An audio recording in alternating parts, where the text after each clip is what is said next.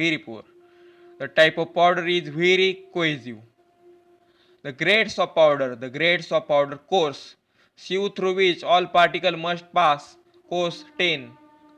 Sieve through which not more than 40% of particle size pass. In coarse, that means 14. The relative coarse is 0, 1. In moderately coarse, the sieve through which particle size must pass through 22, and in sieve through which not more than 40% of particle pass, which is 60, and the relative is 1 by 6. Third is moderately fine powder. The sieve through which the particle must pass is 44, and the sieve through which not more than 40% of particle pass, which is 85, and the relative for moderately fine powder is 1 upon 24. For fine grade powder, the sieve through which all particles must pass for fine powder is 85. Second, sieve through which not more than 40% of particle pass for fine powder is 120. The relative of fine powder is 1 upon 90. For very fine powder, the sieve through which all particle must pass is 90% pass through 350 mesh, and very fine 120. Second, the micro fine powder, the sieve through which all particle must pass is 90% pass through 350 mesh, and for very fine it is 120. Then next, superfine powder, the sieve through which all particle must pass for superfine powder is 90% pass through 10 μm micrometer. The factors affecting flowability. First, the particle size and particle size distribution. In that, addition of small particle to larger particle which fill the white space reduce the interparticle cohesive force and reduces the surface rugosity and act as a lubricant. In presence of particle of size smaller than 10 micron gives stickiness to material. Particle shape and surface roughness. The spherical shape is the best shape which gives the maximum flow rate. Second, irregular shape of particle in material causes the bridging in hopper. Third, roughness on the surface can cause mechanical hindrance to the flow of material. The examples are spray dried lactose has good flowability because of the produce near spherical shape. Second, density and porosity. More density and less porosity give better flow. The next, hygroscopicity. Hygroscopicity it reduces flow rate because it increases adhesive and cohesive forces between particles. The next, electrostatic charge. The more electrostatic charge, so reduce flowability. The methods of improvement of flowability are first, by addition of glidant. The flow can be improved by reducing adhesion and cohesion. The effectiveness of glidant is found to be dependent on particle size of material to which it is added. Example, cornstarch is more effective in coarser particle. Talc, silicon dioxide and magnesium stearate are effective in finer particle. There are two types of silicon dioxide, hydrophilic, hydrophobic, and hydrophobic is more effective as glidant in independent of mixing condition. Second, by size reduction or by addition of fine particles. Both should be up to optimum limit. In addition of fine particles to certain level improves flow. Third, by weight granulation. The weight granulation gives regular shape and also removes the static charge of powder surface. Thus, improves the flow. Fourth, by removing static charge. 5. By densification with the help of sludging. 6. By using auger feed equipment. 7. By addition of flow activator. The powder flow property is impaired through increased moisture content of very fine magnesium oxide and may be used as a flow activator.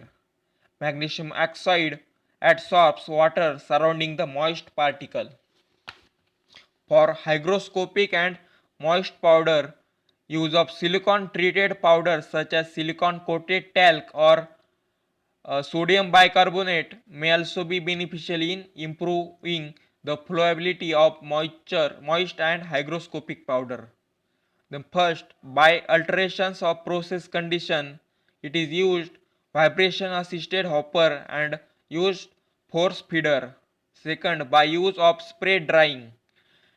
Advantage: 100 maltose powder has improved flow property and compressibility than MCC microcrystalline cellulose by using this process. The importance of particle size and particle size distribution. The particle size affects many physical properties of drug like surface area, density, porosity, compressibility and moisture absorption. Surface properties like solubility, absorption, dissolution and bioavailability. Second, the tablet. The particle size and particle size distribution is more important for selecting granulation process. It also affects average tablet weight variation. Granules properties like uniformity of color, size uniformity, also uniformity of dose, absorption, dissolution and finally bioavailability. Third, suspension. Sedimentation rate, suspendability, redispersibility, coalescence and agglomeration. The fourth is aerosol. It affects site of absorption in the bronchopulmonary tract.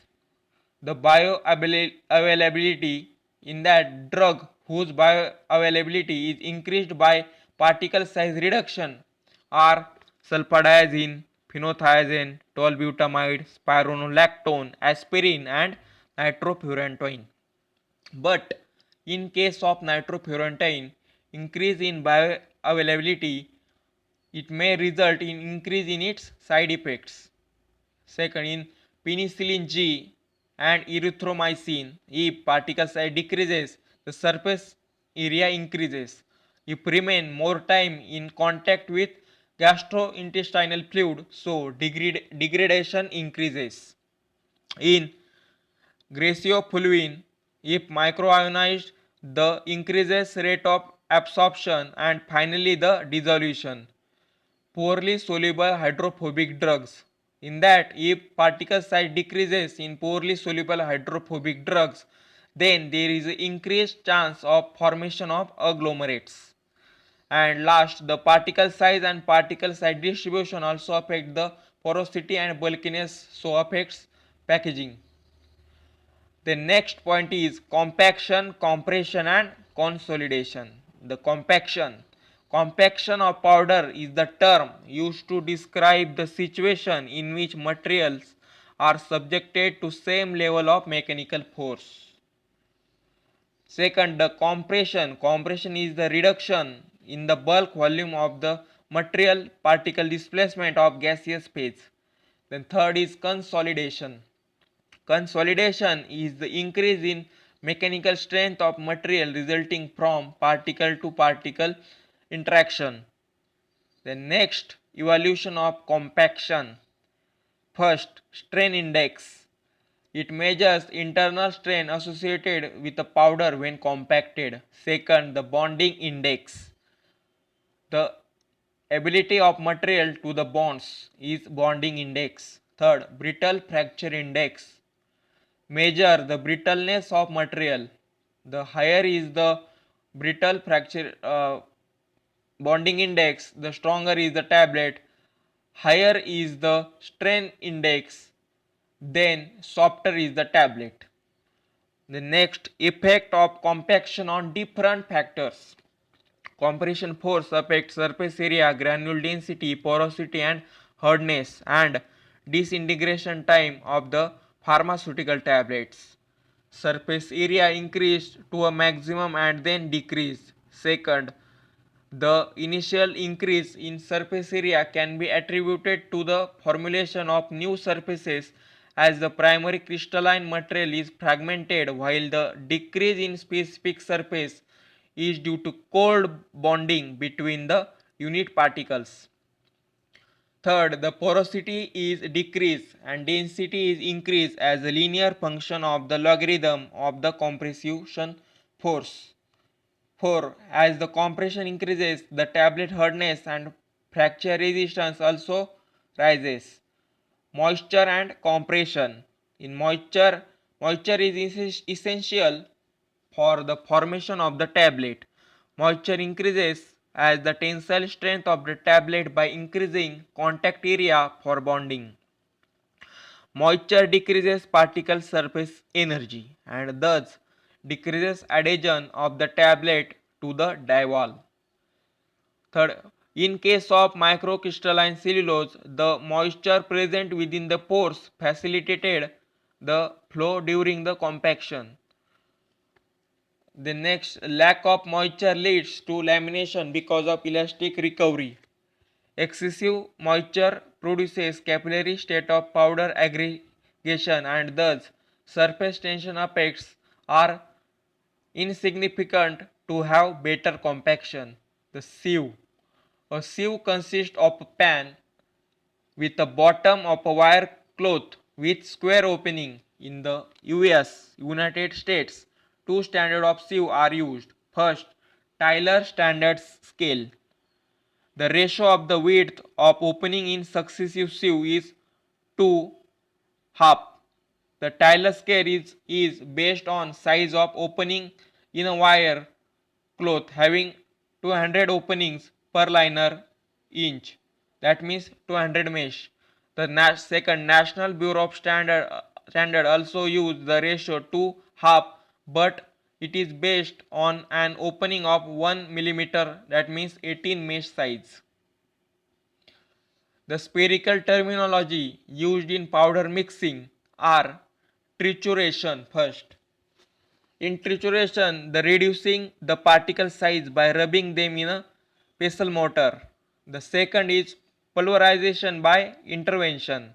The powder is mixed with volatile solvent that can be easily removed after size reduction. The examples for pulverization by intervention are camphor plus alcohol. The third terminology is leviation. Powder is mixed with a non-solvent and a paste is prepared, then it is rubbed to reduce the size. This method is particularly used when solute is incorporated into dermatological preparation. Mostly used non-solvent is mineral oil. The fourth is geometric dilution. In geometric dilution, it is used when the potent substance must be mixed with a large amount of diluents. The first, a potent drug and an approximately equal volume of diluents are placed in a mortar and thoroughly mixed by trituration. Second, a second portion of diluents equal in volume to the powder mixture in the mortar is added and trituration is repeated. The process is continued. The equal volume of diluents are added to the powder mixture in the mortar until all the diluents are incorporated. The fifth is hygroscopicity. The hygroscopicity, it is the tendency of material to absorb moisture from atmosphere and be in dynamic equilibrium with water in the atmosphere. Second, deliquescent. It is hygroscopic substance which absorbs moisture from air to the extent that they liquefy by partially or wholly forming solution. Third, efflorescent. A substance which loses water to form a lower hydrate or become anhydrous is termed as efflorescent. The examples of efflorescent are hydroscopic material or and deliquescent ephedrine. Its efflorescent is atropine. The hyoscyamin's efflorescent is cocaine, the phenobarbital its efflorescent is codeine, the pilocarpine its efflorescent is scopolamine, and the physostigmine its efflorescent is caffeine. Glycerinated gelatin and polyethylene glycol base of suppositories are hygroscopic in nature. Moisture content can be determined by thermogravimetric analysis or by Karl Fischer titration or by gas chromatography. The most important points for related to hygroscopicity. The hygroscopicity it affects the flow property. Hygroscopic material have poor flow property. Second, the hygroscopicity it affects compression characteristics of powder, also affect hardness of final tablet and granulation. Third, moisture in cohesive material causes solid bridge and liquid bridge formation between the particle which ultimately form hard cake. Fourth, hygroscopic compounds are generally sticky, so these also affect the compaction. 5. It is important for aerosols containing powder. Moisture content should be below 300 parts per million. Higher moisture level generally results into particle agglomeration. It also affects chemical stability of hydrolyzable drugs.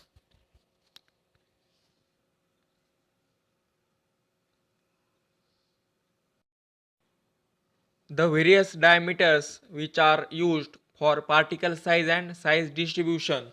That the first is surface diameter. The surface diameter it is the diameter of a sphere having the same surface area as that of the asymmetric particle. Then second is volume diameter. It is the diameter of a sphere having the same volume as that of the asymmetric particle. Third is projected diameter. The projected diameter it is the diameter of a sphere having the same observed area as that of the asymmetric particle when viewed normal to its most stable plane. The diameter is usually determined by microscopic technique. Fourth, Stokes diameter.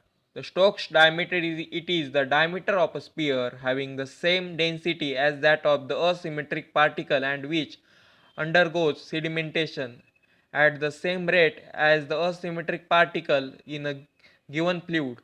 The diameter is usually determined by sedimentation method. Fourth, Martin diameter. Martin diameter it is the length of the area bisector of an irregular object. It is specified measuring direction.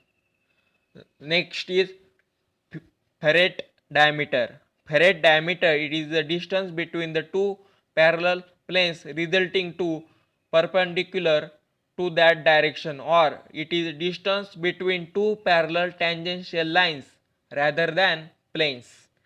The average particle size may be calculated by the equation summation of nd divided by summation of numbers.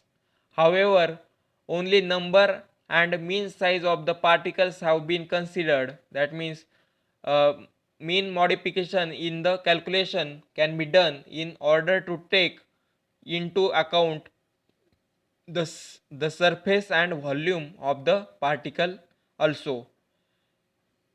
Edmondson's equation for calculating of average particle size d mean is equal to in bracket summation of nd p minus f summation of nd f vm, where n is the number of particles in each size range, d is the diameter of particle in a given size range, usually the mid value. P is an index related to the size of an individual particle and F is the frequency index. Capital D raised to the power P is equal to 1. It gives the particle length. P is equal to 2 gives the particle surface and P is equal to 3 gives the particle volume. The volume of P also decides the type of mean obtained. if the value of p is positive, that means it is arithmetic. If p is 0, that means it is geometric, and if the value of p is negative, that means it is harmonic. So here is the topic completed, micromeritics and powder rheology. So which part you will get not understand, comment below in comment section. So let's stop here and we see the next chapter tomorrow, surface and interfacial tension, and also, and after that states of matter we see in the next video lecture. So bye bye, tata, thank you, thank you, thank you, thank you for viewing